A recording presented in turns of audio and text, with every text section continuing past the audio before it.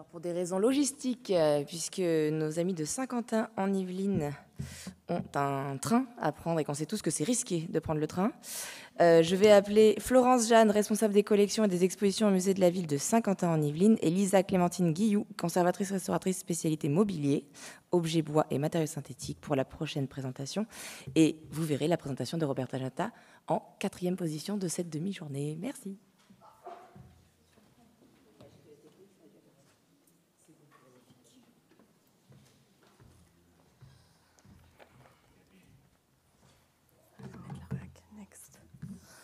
Alors, nous tenions à remercier le C2RMF pour son accueil et merci à Roberta d'avoir accepté d'échanger avec nous. Lors de présentation, on va vous présenter aujourd'hui 3 cas de discussion et surtout de non-restauration d'objets design domestiques. Voilà, nous sommes respectivement Florence Jeanne, donc responsable des collections et des expositions du musée de la ville de Saint-Quentin-en-Yvelines, et Lisa Clémentine Guilloux, moi-même. Bonjour à tous. Alors, je vais commencer par une petite présentation du musée indispensable pour comprendre le contexte. Le musée de la ville de Saint-Quentin-en-Yvelines, autrefois écomusée, est un musée de société né en 1977 pour étudier les villes nouvelles en train d'émerger. Sa vocation est d'observer, d'analyser et de valoriser un territoire en pleine mutation. Territoire à dominante agricole, il va s'urbaniser et se peupler pour répondre aux exigences des villes nouvelles. Ces dernières sont issues des grandes décisions d'aménagement du territoire. Suite à la volonté de désengorger Paris, De Gaulle demande à son ministre Paul Delouvrier d'imaginer ces entités où les habitants pourraient vivre en ayant logement, travail, commerce, école, université et tous les autres équipements publics nécessaires. Ainsi, dans le cadre du label Ville d'art et d'histoire obtenu par le musée, ce dernier valorise le patrimoine du territoire de l'ensemble de l'agglomération de Saint-Quentin-en-Yvelines, qui compte aujourd'hui 12 communes. Ce musée de territoire et de société, consacré au temps contemporain, conserve une collection d'objets labellisés Musée de France, en lien avec l'histoire de Saint-Quentin-en-Yvelines et l'évolution des modes de vie, essentiellement sur les années 1960 à 80. Ces collections comportent des pièces plus anciennes, telles que des cartes postales du début du XXe siècle, des collections rurales ou cheminotes. Le musée de la ville s'intéresse donc à l'histoire locale, à l'urbanisme et à l'architecture, mais également au mode de vie et à l'art public. Ainsi, il possède des collections plus récentes avec des maquettes d'architectes, d'artistes et la collection Design et mode de vie qui nous intéresse aujourd'hui. Comment est née cette collection? De l'intérêt pour la vie des habitants du territoire, leur environnement, mais également leur mode de vie dans leur foyer, donc comment ils se meublent, s'équipent et décorent leurs intérieurs. Et même si cet aménagement n'est pas spécifique à la ville nouvelle, il est intéressant pour s'imprégner totalement de l'époque sur laquelle a choisi de se focaliser le musée, à savoir les années 60-70, décennie de création et d'essor des villes nouvelles. Dans les années 90, la conservatrice Julie Corteville a commencé à collecter des objets du quotidien de cette époque. Mobilier, luminaires, électroménager, nouvelles technologies, art de la table, textile. Cette collection s'est développée avec des objets tantôt anonymes, tantôt signés de designers connus, d'où le nom de ce corpus, Design et mode de vie, qui compte aujourd'hui plus de 3200 items. C'est dans ce contexte que le musée fait en 2005 l'acquisition auprès d'une particulière à Versailles d'un téléviseur portable JVC Nivico, modèle 3240 GM, réalisé par le designer japonais Ryuzo Fujita en 1969. Cette pièce devient une icône de la période, ainsi qu'en témoignent les nombreux films des années 70 où elle est présente. Hormis les expositions dans lesquelles il est présenté à plusieurs reprises, il est conservé dans les réserves situées à proximité du musée. Malheureusement, il est retrouvé fortement endommagé après une chute au sol. En 2022, le musée programme une exposition intitulée Space Age, quand la conquête spatiale inspire le design, dans laquelle il envisage de présenter le téléviseur. C'est alors qu'il contacte Lisa Clémentine Guilloux, conservatrice restauratrice du patrimoine spécialisée en mobilier, objets, bois et matériaux synthétiques, afin d'obtenir un devis. Un aller-voir est planifié pour établir un constat d'état plus précis et l'élaboration d'un devis de restauration.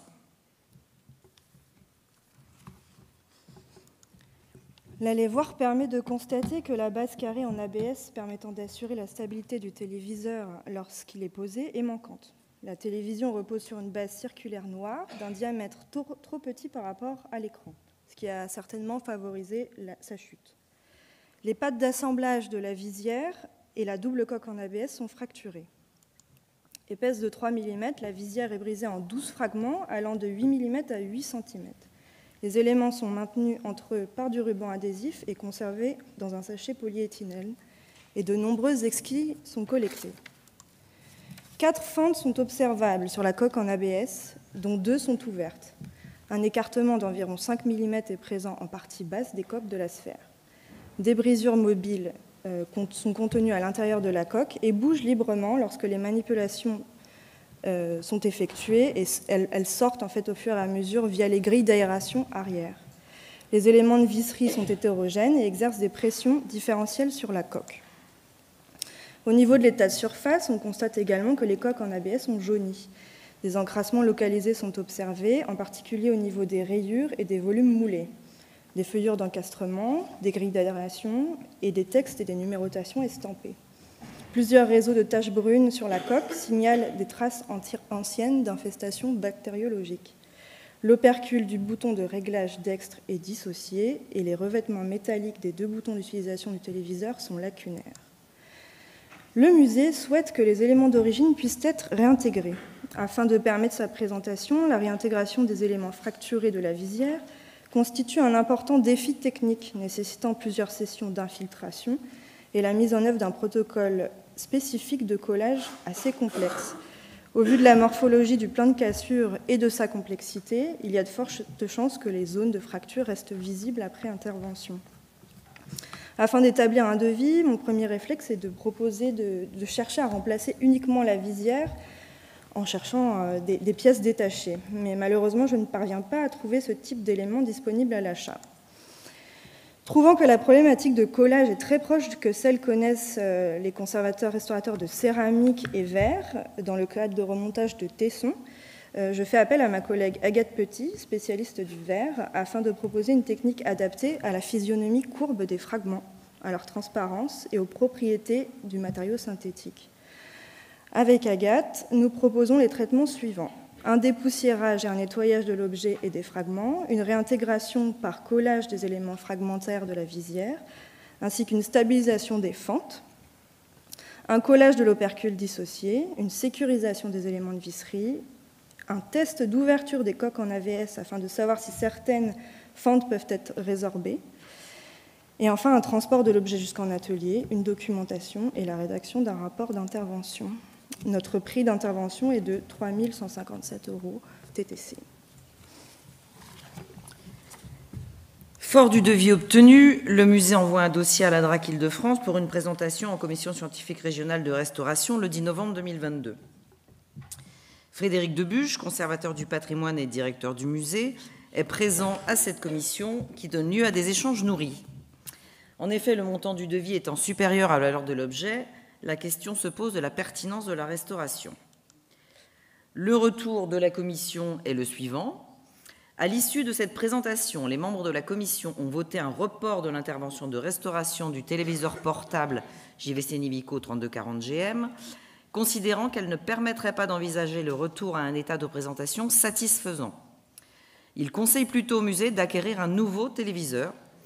Une intervention pourrait en effet d'une part être dangereuse au vu des matériaux phosphore, plomb employés dans ce type d'appareil, et d'autre part parce que les valeurs tant techniques qu'esthétiques de cette pièce sont, au vu des dégradations importantes, définitivement perdues. Les membres de la commission ont donc mis en exergue l'aspect irrémédiable de la dégradation, et comme la particularité de ces pièces de design industriel au regard d'autres collections muséales composées d'items uniques est la production en série, l'objet peut être remplacé. Le musée de la ville se trouve ainsi dans un cas de figure où il peut trouver un autre exemplaire de l'objet perdu. En l'occurrence, pour le poste de télévision JVC, il est assez aisé à retrouver sur des sites de vente en ligne. En conséquence, le musée a entendu les arguments de la commission. C'est le bon coin. Ah. D'où la mise en place d'une veille afin de trouver l'objet recherché sur les sites en question. Monsieur Debuche a repéré un exemplaire sur le site de vente en ligne Le Bon Coin.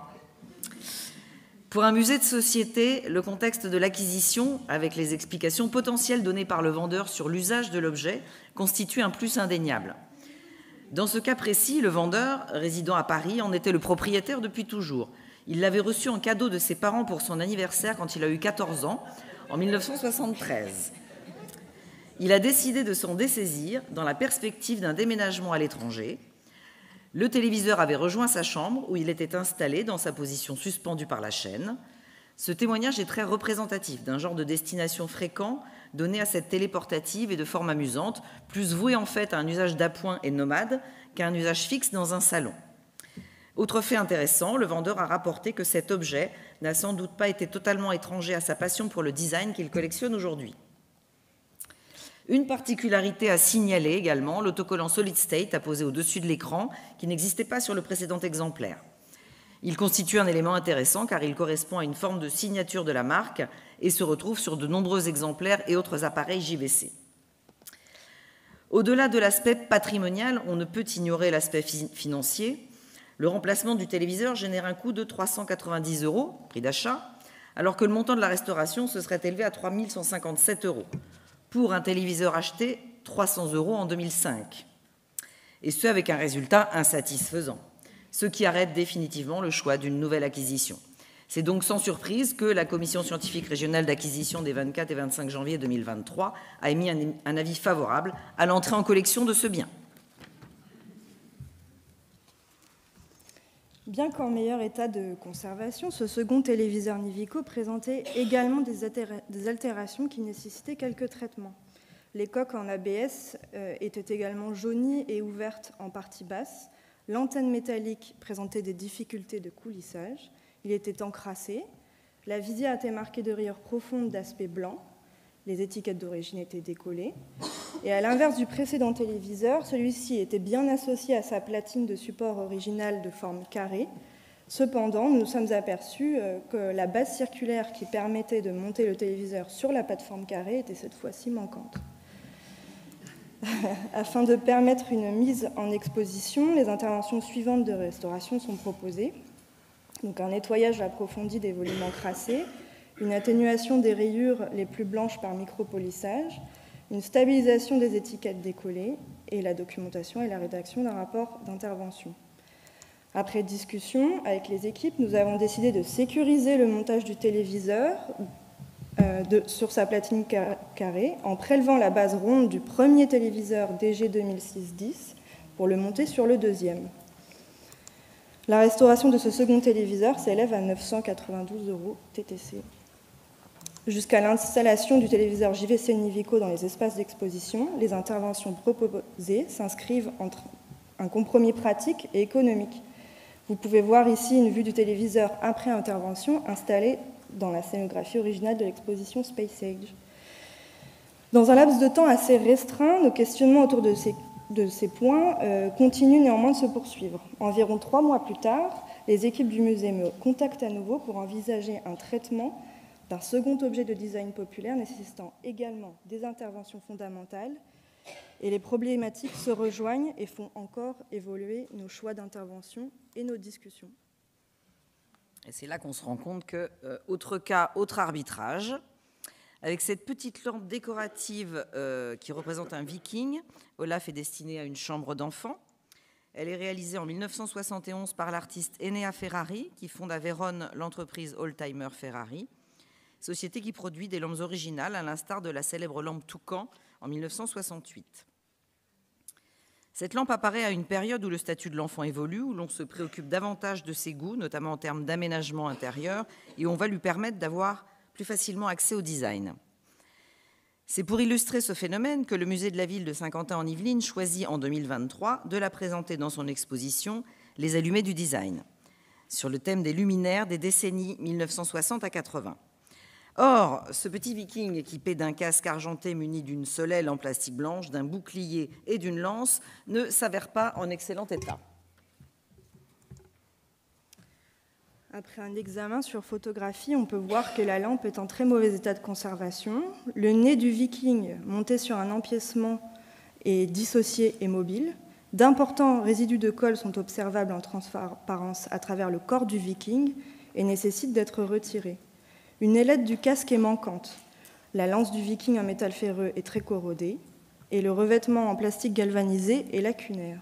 En dernier lieu, la chevelure du Viking encrassée, emmêlée et oxydée nécessite d'être traitée sans trop solliciter le joint de collage. Il fallait donc coiffer le petit Viking.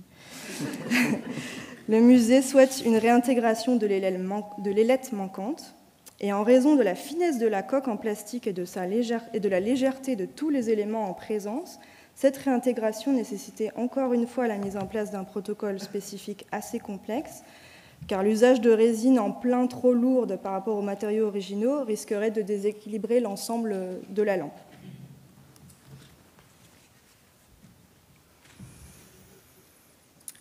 Au su de cet examen, le musée a cette fois choisi de ne pas proposer la restauration de la lampe à la Commission scientifique régionale de restauration, ce qui démontre l'importance du rôle de la Commission. De même que pour le téléviseur JVC, il s'agit d'un objet produit en série pouvant être remplacé. En revanche, ce qui diffère dans ce cas, c'est la présentabilité de l'objet. Si la dégradation du téléviseur était trop importante pour qu'une exposition puisse être envisagée, celle de la lampe Olaf n'excluait pas sa présentation, prenant en compte l'acceptation de son état d'usure, même avancé, en tant qu'objet usité. Le parti pris du musée a donc été d'opter pour l'abandon de la restauration et la présentation de la lampe en l'état, avec ses traces d'usage, y compris une lacune importante. Il a été considéré que ces dégradations ne nuisaient pas à la lecture de l'objet. On pourrait même presque considérer que cette présentation dans son jus, expression aujourd'hui couramment utilisée avec l'engouement actuel pour le vintage, resitue la lampe dans son contexte et nourrit le propos. L'objet rejoint ainsi la lampe Toucan et d'autres pièces psychédéliques dans une vitrine de l'exposition Space Age quand la conquête spatiale inspire le design, ainsi que vous le voyez sur l'image de droite. Donc, cette présentation fait état des questionnements techniques et pratiques qui peuvent avoir lieu autour du traitement des objets design et objets industriels disposant d'un faible coût de rachat sur le marché. Ces trois cas pratiques montrent que de nombreuses modulations sont possibles concernant les critères de valeur de l'objet, monétaire, historique, technique, la prise en compte d'un niveau d'usure, la mise en place d'archives concernant les usages du propriétaire de l'objet, les modes d'acquisition d'un objet, son rachat et enfin son déclassement éventuel. Une interrogation fait jour, quelle destination donner à l'objet abandonné ? Il s'agit tout d'abord de lui attribuer un statut indispensable pour un bien inscrit à l'inventaire. Nous sommes ici sur un cas de radiation assez clair, à savoir un déclassement. Dans la notification de l'avis de la Commission scientifique régionale d'acquisition, qui émet un avis favorable à l'acquisition du second téléviseur, il est stipulé que le téléviseur dégradé pourra être radié de l'inventaire et conservé en tant que sujet d'étude. Par conséquent, dans un second temps, quel rôle peut avoir l'objet physique ? Bien qu'altérés à incomplet, ces objets ont une valeur pédagogique indéniable. Ils sont très peu étudiés dans leur approche au cours des formations de restauration.